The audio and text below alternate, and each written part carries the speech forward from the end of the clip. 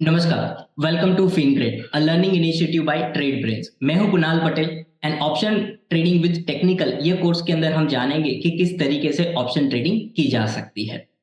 एक एग्जांपल अगर आपको दूं कि मान लीजिए आपको आधार कार्ड के अंदर अपना फोन नंबर चेंज करना है, तो आप क्या करेंगे?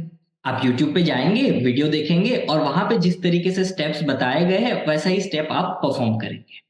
तो ऐसा ही कुछ प्रैक्टिकल अप्रोच ये कोर्स के अंदर आपको मिलेगा। जी हाँ, ये कोर्स की खूबी यही है कि ये पूरा कोर्स जो है वो मैं लाइव मार्केट के अंदर रिकॉर्ड करूंगा और आपको पूरा लाइव मार्केट में सिखाऊंगा और पूरी हैंड होल्डिंग आपको मिलेगी। तो चलिए शुरुआत करते हैं एक अच्छे ऑप्शन ट्रेडर बनने की। तो सबसे पहले अगर हम कोई भी बिजनेस करते हैं तो उसके बेसिक्स के बारे में जानना बहुत जरूरी होता है। तो ये ऑप्शन होता क्या है? आपके मन में भी सवाल होगा। तो ऑप्शन जो है वो एक डेरिवेटिव प्रोडक्ट है। अब आपके सामने यहाँ पे किताबी डेफिनेशन दी गई है। तो मैं आपसे दरखास्त करूंगा कि आप 1 मिनट के लिए इस वीडियो को पॉज करें और यहाँ पे लेफ्ट हैंड साइड में जो डेफिनेशन दी गई है उसको रीड करें। अगर आपने रीड कर ली है तो आपको ये समझ में आई होगी, तो कंफ्यूजिंग लगी होगी। और अगर आपको समझ में बिल्कुल नहीं आई है तो चिंता की कोई बात नहीं है। मैं आपको बहुत ही सिंपल लैंग्वेज में समझाता हूँ और एक एग्जाम्पल के द्वारा समझाता हूँ। हम सब लोग रोटी खाते हैं, तो रोटी जो है वो एक डेरिवेटिव प्रोडक्ट है। कैसे? कि जैसे गेहूं है, गेहूं से आटा और आटे से क्या बना? रोटी। तो गेहूं जो है वो आपके लिए अंडरलाइन असेट हो गया और वहां से डिराइव की हुई चीज वो बन गई आपकी रोटी। जैसे कि अगर हम कर्ड ले ले, दही ले ले, तो दूध से दही बनता है, तो दूध आपके लिए क्या हो गया? अंडरलाइन असेट हो गया। और दही या बटर मिल्क जो है वो आपके लिए क्या हो गया? डेरिवेटिव हो गया। तो स्टॉक मार्केट के अंदर भी डेरिवेटिव होते हैं। तो टोटली 4 से 5 टाइप के डेरिवेटिव होते हैं, जैसे कि फ्यूचर, फॉरवर्ड, स्वैप, ऑप्शंस आपके सामने है। इस कोर्स में हम बात करेंगे स्पेशली ऑप्शन डेरिवेटिव के बारे में। अब ये जानना भी बहुत रोचक है कि डेरिवेटिव की जरूरत क्यों पड़ी, कहां से ये कॉन्सेप्ट आया, क्यों आया, इसकी प्रैक्टिकल रिक्वायरमेंट क्या है, इसका एडवांटेज क्या है। ये भी बहुत सारे बेसिक सवाल आपके मन में होंगे। तो चलिए इसको भी समझते हैं। वही रोटी वाला एग्जाम्पल हम आगे लेते हैं और उसी को समझते हैं। मान लीजिए आप एक बिजनेसमैन हो और आप रोटी बनाने का काम करते हो। तो आपके लिए गेहूं की रिक्वायरमेंट है, तो आपने क्या किया? एक फार्मर से बातचीत की, उससे ये कहा कि भाई तू मुझे 3 महीने बाद मुझे गेहूं दे देना क्योंकि मुझे इसकी रिक्वायरमेंट है। तो फार्मर ने बोला ठीक है चलो मैं आपको दे दूंगा। तो फार्मर का भी फायदा है, आपका भी फायदा है। अब क्योंकि फार्मिंग जो है वो अनसर्टन है, मतलब कुदरती चीजों पे निर्भर है। मान लीजिए सिनारियो नंबर पहला लेते हैं, जिसमें क्या हुआ? बहुत ही अच्छी बारिश हुई, बहुत ही ज्यादा अच्छी बारिश हुई। तो उसकी वजह से होगा क्या कि डिमांड तो है, लेकिन गेहूं की फसल जो है वो काफी अच्छी हुई। तो क्या होगा? वहां पे जो सप्लाई है वो बढ़ गया। तो उसकी वजह से क्या हो गया? प्राइस में मिसमैच, दाम घट जाएंगे। तो उसकी वजह से नुकसान फार्मर को हो सकता है कि क्योंकि जो बायर है, जो बिजनेसमैन है, वो कहेगा कि नहीं भाई मार्केट में तो बहुत सस्ते पे मिल रहा है, मेरे को सस्ते दाम पे ही लेना है। अगर तुमसे नहीं लूंगा तो किसी और से लूंगा। तो यहाँ पे ये अनसर्टेनिटी है। सिनारियो नंबर 2 लेते हैं कि मान लीजिए उस समय के लिए बारिश बिल्कुल भी नहीं हुई, पूरा सूखा हुआ, तो फसल भी बर्बाद हो जाएगी, फार्मर को यहाँ पे भी नुकसान है। या फिर अगर थोड़ी बहुत भी वहां पे फसल हुई तो डिमांड तो है, सप्लाई घट गई, तो यहाँ पे भी फिर से मिसमैच। तो उसकी वजह से क्या होगा? प्राइस बढ़ जाएगी। तो बिजनेसमैन को यहाँ पे वो रिस्क बढ़ जाएगी क्योंकि रॉ मटेरियल उसका महंगा हो जाएगा।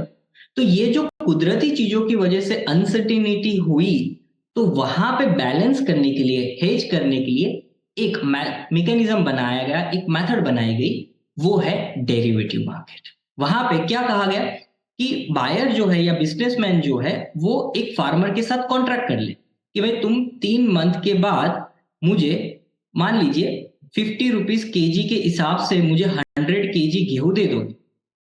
ठीक है, 50 रुपीज के हिसाब से 100 केजी गेहूं आप मुझे दे दो। प्राइस भी फिक्स कर गई, टाइम भी फिक्स कर दिया। तो ये जो टाइम फिक्स किया गया, ठीक है, टाइम जो फिक्स किया गया उसको हम आने वाले समय में एक्सपायरी कहेंगे, एक्सपायरी डेट की। ये इतने समय तक आपको ये कॉन्ट्रैक्ट कंप्लीट करना है। अब यहाँ पे एक दिक्कत ये हो सकती है कि एंड टाइम पे बोले कि बिजनेसमैन बोले कि भाई मेरे को ये नहीं करना है, या फिर फार्मर भी बोल सकते हैं कि मेरे को ये सौदा नहीं करना है। तो क्या किया गया? इससे 100 रुपए लिए गए, इससे भी 100 रुपए लिए गए। इनको बोला कि भाई आप ये जो कॉन्ट्रैक्ट कर रहे हो उस कॉन्ट्रैक्ट की टोटल वैल्यू आप आधी आधी हमें दे दो, एंड जो अथॉरिटी है वो इसको संभाले। अगर इसने बोला कि मेरे को सौदा नहीं करना, तो ये 200 रुपए किसको चले जाएंगे? फार्मर को चले जाएंगे कि भाई ठीक है, चलो सामने वाला लेने के लिए तैयार नहीं है, तो आप ये 200 रुपए जो कॉन्ट्रैक्ट की वैल्यू है वो आप ले लो। तो इस तरीके से फ्यूचर एंड फॉरवर्ड की शुरुआत हुई। फ्यूचर एंड फॉरवर्ड में सिर्फ छोटा सा अंतर है। क्या अंतर है? कि फ्यूचर जो है वो फिक्स डेट से डिसाइड करता है। जैसे कौन डिसाइड करता है? एनएससी डिसाइड करता है, बीएससी डिसाइड करता है, Bombay stock exchange, national stock exchange, authority decide करती है। फॉरवर्ड में क्या होता है? फिक्स डेट नहीं होती, आप चाहो तब आप उसको एक्सरसाइज कर सकते हो, वो कॉन्ट्रैक्ट को आप कंप्लीट कर सकते हो, वो होता है। लेकिन इस कोर्स में हमारा पूरा जो फोकस है वो किस पे होगा? ऑप्शन के अंदर। तो ऑप्शन को आगे हम डिटेल में सीखेंगे। तो ये तो डेरिवेटिव मार्केट क्या होता है, उसकी जरूरत क्यों पड़ी, उसके बारे में हमने समझा। लेकिन एक और चीज समझनी जरूरी है कि डेरिवेटिव मार्केट जो है उसकी प्रैक्टिकल एप्लीकेशन अभी क्या है, करंट सिचुएशन के हिसाब से उसका एडवांटेज क्या है। सो देखिए, स्टॉक मार्केट में दो तरीके से पैसे बनाए जाते हैं। पहला, एक एग्जांपल लेते हैं, जैसे कि टीसीएस का शेयर है आपके पास, ठीक है, तो 3,000 रुपए पे आपने बाय किया है। तो इक्विटी में अगर उसका दाम बढ़ेगा, 4,000 होगा, तो आप डेफिनेटली यहाँ पे मुनाफा कमाएंगे। बट अगर उसका दाम घट गया, तो अगर मान लीजिए उसका दाम 2,100 रुपये हो गया, तो यहाँ पे आपको लॉस लेना पड़ेगा, आप मुनाफा नहीं कमा सकते। करेक्ट? ये सबको पता है। तो अगर हम सस्ते दाम पे खरीदते, महंगे दाम पे बेचते हैं, मतलब पहले अगर हम बाय करते हैं तो उसको क्या कहते हैं? लॉन्ग कहते हैं। ये टर्मिनोलॉजी है डेरिवेटिव मार्केट की। तो लॉन्ग किया आपने, मतलब आपने पहले माल खरीदा।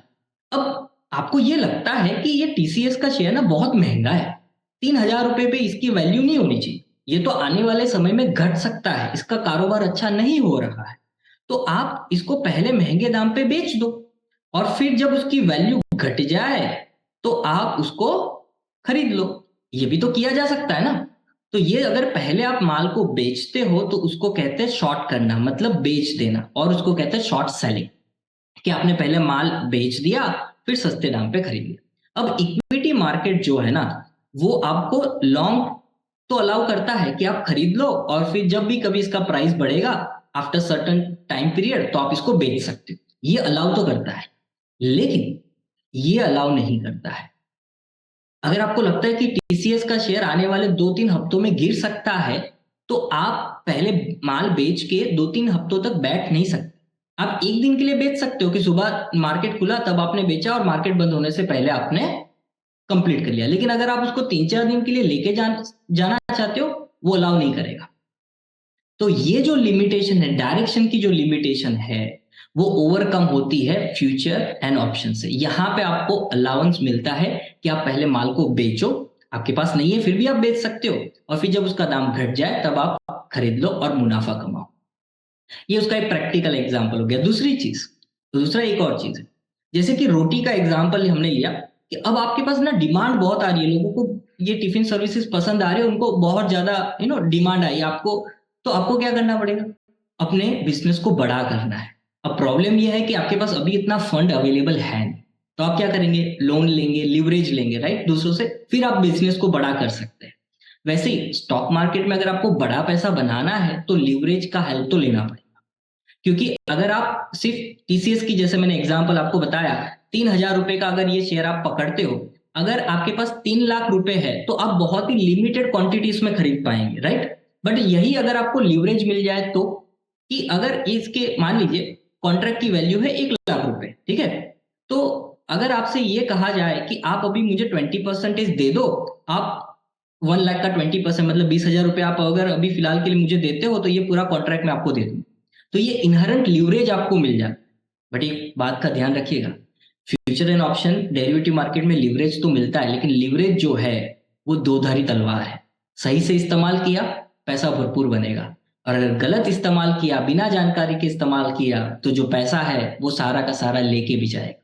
इसीलिए ये कोर्स बनाया गया है कि हम अपने आप को एजुकेट करें कि डेरिवेटिव प्रोडक्ट, जो ये जो लीवरेज प्रोडक्ट है, उसको सही और किस तरीके से अच्छे से इस्तेमाल किया जाए पैसे बनाने के लिए। तो आई होप आपको ये सेशन के अंदर सारी चीजें क्लियर हो चुकी होगी कि डेरिवेटिव मार्केट क्या होता है एंड ऑल। लेकिन एक छोटी सी चीज बता के आपको ये मैं खत्म करता हूं, और वो है डेरिवेटिव ट्रेडिंग। तो ये जो डेरिवेटिव ट्रेडिंग है, हमारे यहाँ पे एनएससी बीएससी की मैं बात करूं, इंडियन स्टॉक एक्सचेंज के अंदर जो हम बात करते हैं, मतलब इंडियन स्टॉक्स इंडियन मार्केट के अंदर हम जो बात करते हैं उसके अंदर 4 चीजों पे की जाती है: equity derivative, currency derivative, commodity derivative and interest rate derivative. और यहाँ पे हमारा जो पूरा फोकस है वो हमारा ऑप्शन के अंदर होगा। एंड कहाँ कहाँ ये डेरिवेटिव ट्रेडिंग होती है तो उसकी एक लिस्ट हमने बना के रखी हुई है, ये एक्सेल शीट आपको मिल जाएगी। तो अगर आप इस एक्सेल शीट को देखेंगे तो यहाँ पे as per the NSC data हमारे पास फिलहाल के लिए 4 इंडाइसिस है। इंडेक्स के अंदर ये ट्रेडिंग हो सकती है, Nifty, bank Nifty, financial index, और 191 स्टॉक्स। ये स्टॉक्स कौन सिलेक्ट करता है? एनएससी सिलेक्ट करता है।